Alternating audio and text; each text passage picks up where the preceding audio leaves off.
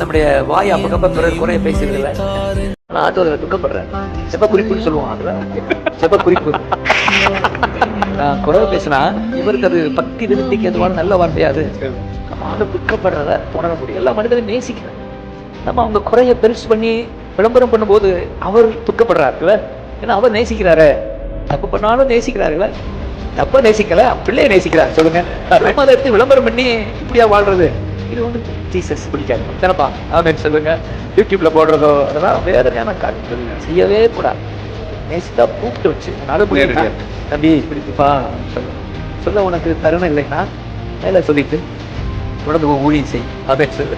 எனக்கு சின்ன வயசுல இருந்து மியூசிக் ரொம்ப இஷ்டம் வந்து.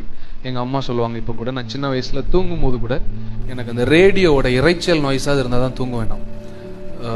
ஸோ சின்ன வயசுலேருந்தே இசையை ரசிக்க ஆரம்பித்தேன். அப்புறம் சர்ச்சில் போய் உட்காரும் பொழுது நான் நிறைய டைம் நான் ஃபீல் பண்ணியிருக்கேன், ரொம்ப மோனோட்டோனஸாக இருக்குது சாங்ஸ்லாம்.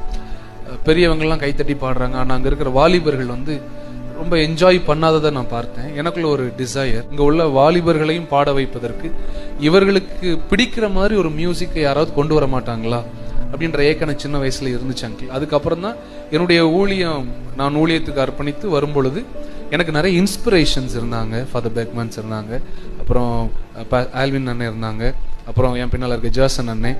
இவங்களாம் எனக்கு பெரிய இன்ஸ்பிரேஷன்ஸ். ஆரம்ப நாட்கள் நான் எழுதின பாட்டு வந்து என்னை ஆசிர்வதிக்கலை, ஆனால் அது நல்ல ஸ்டைலிஷாக இருந்துச்சு, ஒரு மியூசிக்கல் பேஸ்டாக இருந்துச்சு.